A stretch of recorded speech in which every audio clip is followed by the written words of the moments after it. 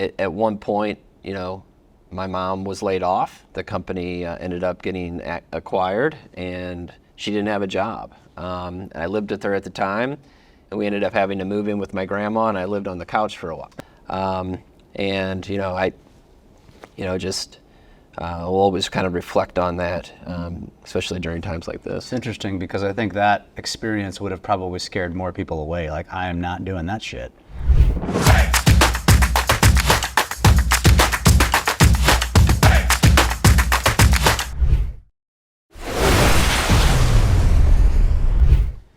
Welcome back to the Possibility Podcast, episode number 3. I am Jeff Pfitzer, your host, and I'm bringing back this guy again. This is Ron Mueller, the president of the company. And this episode, we're going to get personal. We're going to get authentic. Everybody knows Ron, who runs this company, who's taken over the company, but not everybody knows about Ron. So, Ron, tell us your backstory. Why and how did you get in the industry? Well, I guess we'll rewind way back. We're going to date you here. Yeah. Just so everyone knows, our current CEO is Linda Pring, also my mom. If you want to know why I'm in this industry, that's the short answer. I've had the benefit of being around the mortgage industry since I was very small. Benefit or detriment? Right. If you're going to be in this business, I guess I've been around it since I was very small. I mean, I can remember some of my first memories. This industry is very social, and I would argue is probably even more social back in the 70s, 80s, 90s as the industry was evolving. But I just remember my mom always having kind of social gatherings, parties at our house, and it was always work related. It was like a big work family to her, and so I was just always around mortgage banking. I didn't really probably conceptualize or really what it was, but what I knew was just a lot of great people that were close and kind of always working towards the similar goal. I was an only child, and my mom worked a lot. My dad also had a pretty professional career. He actually managed prisons, if you will. So you had two choices, mortgage or prison guard. That's right. Is there a big difference between the two? Not much, probably. No, so yeah, very lucky in that sense. My dad also was always in leadership and management on the prison side. Ended up being a warden and then superintendent of St. Louis County, so kind of rose to the highest rank there.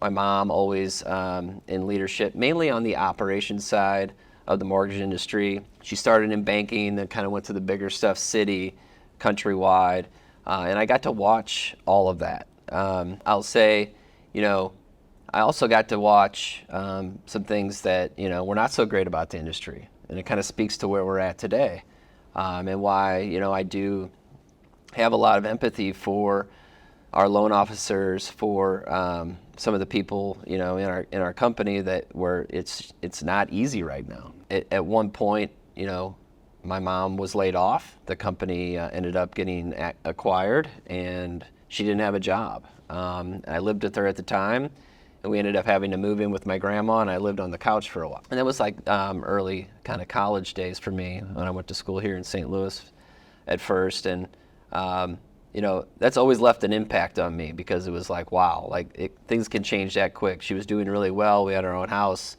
to where now I'm living with my grandma. So, what I would say is that, it kind of instilled the feast or famine piece of this industry, which it can be. It can feel like sometimes. We'll always kind of reflect on that, especially during times like this. It's interesting because I think that experience would have probably scared more people away. Like, I am not doing that shit. Well, let me follow up the story. So, when I talk about feast or famine, right? So, I would say that's obviously the famine. The feast part are the memories that I had, specifically with her and then our founder, Doug Shukar.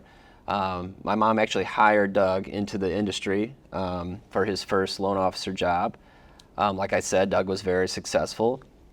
And so I'd also hear these stories of, how well Doug was doing, that he had this great house, they had this TV that, had like 15 different screens on it. And again, this is like back in the 90s when, no one had that. And that wasn't normal. That's right. No one had that.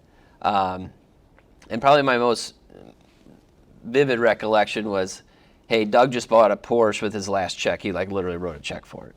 And all these stories kept, the entrepreneur in me was like, wow, like that's really possible.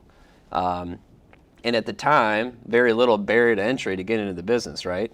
You just had to show up to work and know some people and start to bring in business. So Hustle. Yeah, no licensing, none of that at that point. So yeah, so I kind of had these two experiences, I would say, the famine and then at least the vision of the feast. That was just like really intriguing. Also, I mentioned the social piece. Early on in my career, she would invite me to some of the St. Louis kind of socials, the parties. They'd always be happy houring at the bars. We'd go down to the Lake of the Ozarks. I know you have a place down there. They always did the MBA down there, and it was just always. It was so neat to see because it wasn't just back then. It wasn't just kind of the company itself hanging out. It was all of the companies hanging out. They were all friends. You didn't have this competitive environment like we have today, which I think actually ends up holding a lot of companies back, right? Everyone feels so competitive that no one's sharing and no one's kind of friends anymore. Scarcity. Yeah, it's like you're either at our company or not, and then there's really very little cross collaboration anymore. So, but yeah, those are kind of my original. So I think what I heard you memories. say is we need to get back to drinking together. Well, can certainly do that. That's what social means in this industry. That's right. Is That's right. drinking. Now I have to ask you because I think I knew this, but I've forgotten. You're telling me all these stories about the mortgage industry, and I imagine you have some fascinating ones that you probably can't say on air. But what about your dad? Does he have any cool stories he's ever shared with you about things that have happened in prison? Not a ton. When he ran a jail out in Chesterfield called Gumbo. What I always loved, my dad loved sports, basketball. He almost played professional baseball, didn't quite make it, but he did play in college. And I think he kind of translated that into his early days when he was in leadership out at the jail. He was the warden there. And he would actually bring friends to the jail, and they would play pickup basketball. They'd even go there on the weekends, which I thought was fascinating. You probably never see that today. No. But my vision of prison is Shawshank Redemption. right, totally. Yeah. But I love that movie. So Yeah. It's awesome. So that's a pretty rich story. So then, so you decided obviously to jump all in. And I think it was back when? What was your jump in date? So I graduated college in 2000 from Mizzou. I was selling cologne at the time. So Mall job? Yeah, at the mall. And so I actually did that job all through college. Paid really well. $20 an hour at the time was great. And so I continued to do that and then dipped my toe into being a loan officer. The mall job was more nights and weekends, and then obviously the day job was the loan officer. I started USA Mortgage before Doug bought it. And so when the venture capital firm owned it, one of their things was real estate partnerships. And we had a real estate partner by the name of United Country Realty. They focus on rural towns, and they gave me that account to work. The hard part about it was all rural, so all the offices were very far from the St. Louis area. You had this hat back. That's right. I probably would have done much better. But it was kind of my first taste of being able to build a relationship over the phone, right? I wasn't really going to the offices because, a lot of them were 2-3 hours away in all these small towns. But we were their outlet for mortgages. And it was a great way to tap into, most of these realty companies were using their local bank. They didn't really have access to the programs and the stuff that we had at the time. And so that was really my first, I would say, exposure to working with real estate agents direct in a partnership form. So would you say that because of that foundation to your business, that really laid the foundation for kind of what you became as a loan officer? Yeah, it certainly got my wheels turning as far as how can we leverage pre-existing relationships, right, to gain more business. Certainly. Did you, at what point in time did you maybe think to yourself, I'm going to run this damn company? Well, it certainly wasn't then. Early on, after Doug acquired the firm, I wanted to learn a little bit more about the business. At the time, actually, our head of HR right now, Jennifer Bell, ran our pricing desk. Again, we were a 50-person company, so very small at the time. But I did get the opportunity to run pricing, which taught me so much. I'm so glad I did that. I did that for about a year and a half. I originated also at the same time, kind of did both, which was at the time very easy to do. The investors, the programs, what an SRP is, how that pricing piece worked really helped. I think kind of the next level of my career. So at what point in time did you actually say, I might run this company? Probably fast forward. I'll give you a little more origin. So, was a loan officer, became a senior LO, kind of in my height, I would say. I was around that 40 to 50 million in production. But then at one point, I just started getting a little burnt out, and I actually left the industry. It was a really hard conversation with Doug and my mom saying... What year was that? So around 06, I was just, I'd been in the industry for, 5-6 years, and I was just ready. It's really the only thing I did out of college, and I wanted to see, my business wasn't great at the time, and I was like, what else is out there?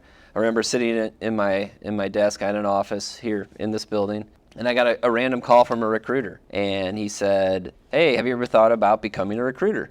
And I said, no, tell me more. I heard him out. He had a really good pitch.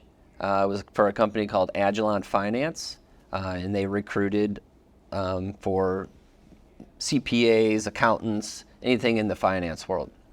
And I was intrigued. The amount of money that recruiters can make in some of these industries is really good.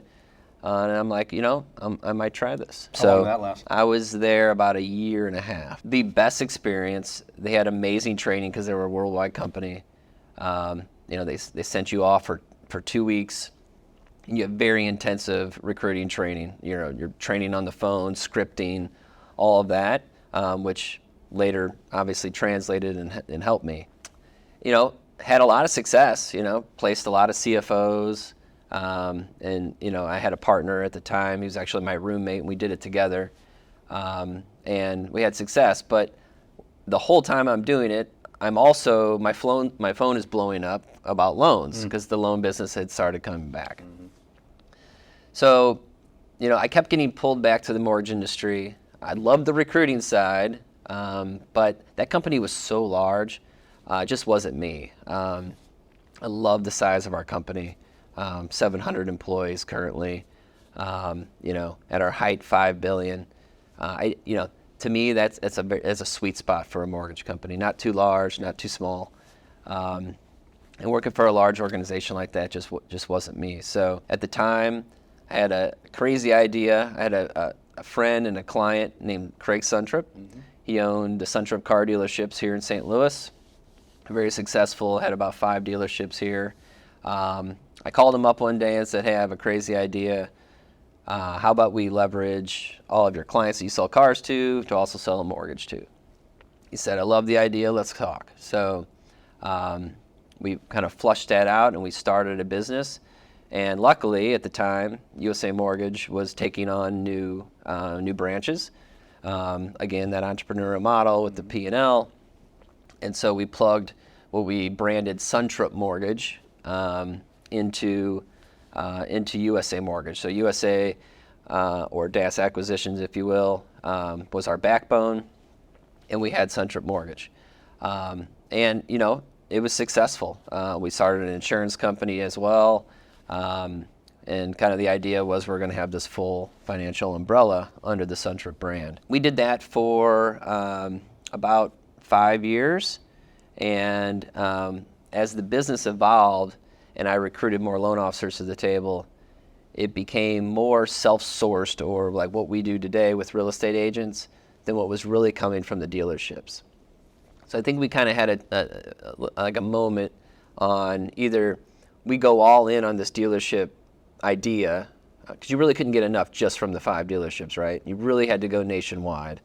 So we're going to put a bunch of capital in and really go to all these dealerships and really try to do something on a larger scale, or I'm going to pivot and start my own branch. And that's what happened. I had an amazing partner at the time, Jim Uxa, who's still with the company. We had us and about 10 loan officers at the time, and we chose the USA path. Still friends with the Sun Trips today, just went a different direction. Yeah. So back to the original question. When did you see that happening? So, which, by the way, the question was, when did he realize he was taking over the company? Yeah, I'm going to get there. So I would say, I keep saying it. I was so fortunate. My mom ran the company with Doug for many, many years. Almost every day I drove home, my mom and I would talk in the car.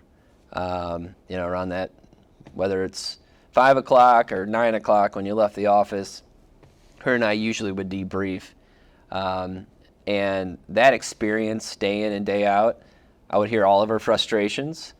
I would hear all the highs, all the lows, but more importantly, all the behind the scenes, like what it takes to run a mortgage company, how hard it is, and the barriers and all of the stuff. And so, that experience always kind of like, I was constantly learning, right? Constantly learning, and super fortunate. Was that intentional, you think, on her part? Could have been.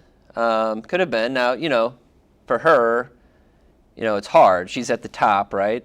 Just her and Doug. Yep. Really no one to vent up to. So instead, I think, she would kind of use me as her sounding board. Naturally. Because she knows, obviously I'm her son and she can trust me. And so, we've just always had this amazing working relationship.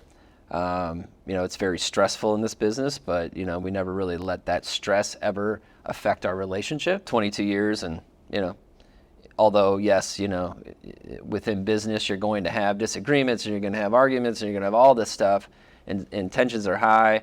When we leave this building, she's my mom, and that's it. This episode's going a little long, but it's good, and I want to keep going.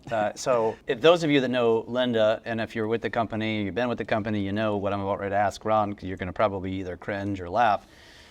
How often have you gotten that call from Mom Linda where like you're basically shitting your pants because you're about ready to get reamed? Does that happen? Does that happen often? Because it's happened to me.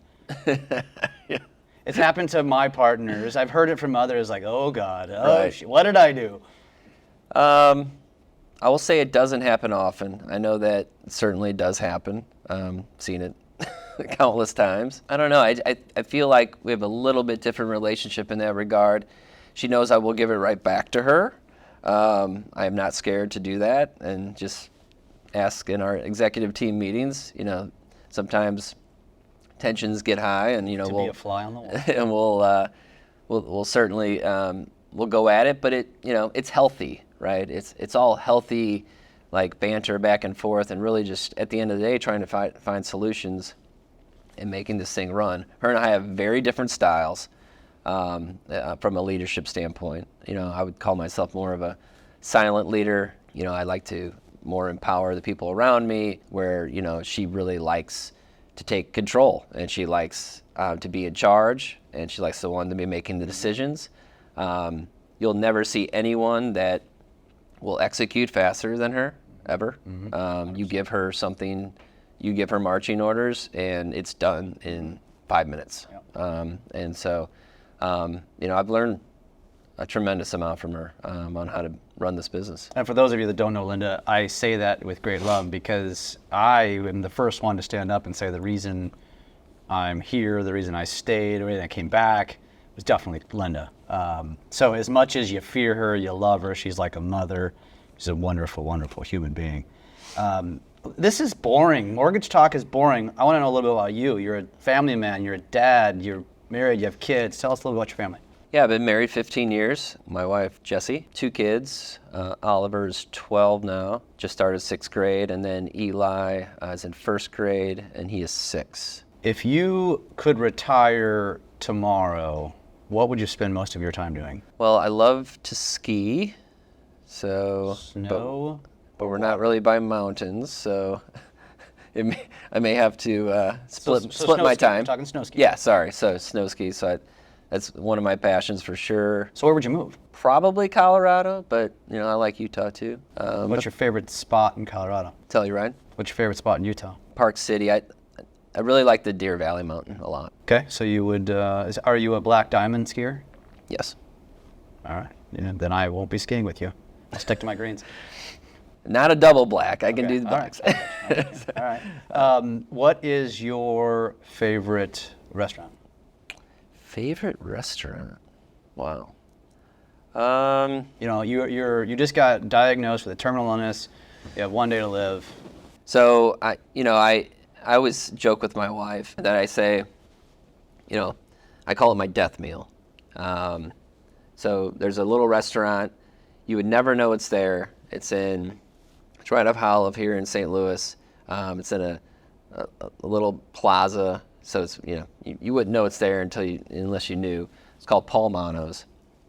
And the cool story about Paul Mano's, his dad actually started the restaurant. Most of the recipes are family recipes, and then his son ended up taking over the business and has expanded it since. But by far and away, the best Italian food, and that's a lot to say in St. Louis, yeah, right? You got the hill, you got everything. Mm-hmm. That's my spot. So my meal there is they have a rack of lamb, and then I get a side of lasagna, which they'll do any side of any pasta. It's very customizable type of place, a la carte, and then their house salad. And then they have this amazing dessert, and it's like ice cream with a chocolate coating. So that would be my death meal. And then you get to have one cocktail before I stick the needle in you. Manhattan. All right. Yeah. Fun fact, we'll end with this. You're a runner. Yes. Something you and I have in common. Yes. You're incredibly fast at running marathons. Used to be, yes. What was your fastest time? 26.2 miles. Yeah. Fastest marathon was a 3:08. Which is what per mile? It's like 7. Don't act like you don't know. 15 You should have or this the spout right Yeah, off. I think 7:15, 7:20, somewhere in there. I can maybe run a 5K at that pace. My fastest half, which I'm almost more proud of, because I never broke 3 hours. I always wanted to break 3 hours. It's not too late, Ron. Is a 1:24 half. That was probably my peak as far as being in shape. That is what pace? Under 7, sub 7? No, but it's close to 7. Yeah, it's getting down there. So, but I've recently started running again. I ran the Skippo this weekend. Oh, nice. It was a 10K. You did the 10K, yeah. Yeah. They have a 20 and 30. Yeah, I'd never done it before, so I was fun. like, I want to dip my toe in. Yeah, I've done the 20 and the 10. You have? Uh-huh. Yeah. So I did the Skippo. That's a trail run too, by the way, at Castle. It is. Which is a completely different type of running. Yes, which I haven't done a lot of trail running, fun, so though, it's isn't it? it's fun. Yeah. Yes, it's much, brutal. It's much harder on your body. Yeah, and then those stairs Yeah, straight up. yeah. And then I did a half marathon out at Innsbruck, also trail. A lot of elevation on that one, so times weren't as fast, but Very cool. starting to dip my toe back in. So. Well, so the possibility from this podcast now, if you are you a friend of Ron's or you work for Ron, you know where to take him to dinner. You know what to take him out to do, go for a run with him. You know what he likes to drink, so you know what drink to buy him. So there's more possibility than just business here. So Ron, this has been fascinating. I wish I could keep asking you questions, but I have to stick to some time limit, and so we're going to end it here. And this has been fun, and looking forward to the next one, man. Awesome. Thanks. Appreciate it.